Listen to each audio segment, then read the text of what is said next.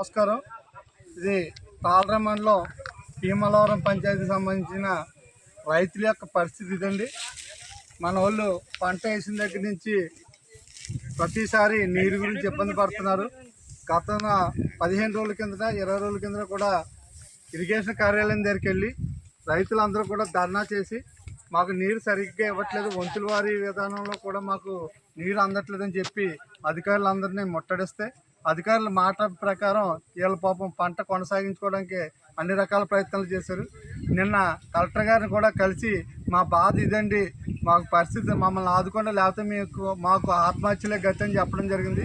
Collector గారు హామీ మేరకు ఉదయం 10 గంటలకల్లా మీ చేలన్నీ తడిపించే బాధ్యత మా అధికారులు తీసుకుంటామని చెప్పి ఆవిడ చెప్పడం, వీళ్ళందరూ ఆ మాట నమ్మి వచ్చేసారు. కానీ ఇప్పుడు సమయం 12 అయినా కూడా ఇరిగేషన్ అధికారులు కానీ వ్యవసాయ అధికారులు కానీ ఎవ్వరూ వచ్చి రైతుల పరిస్థితి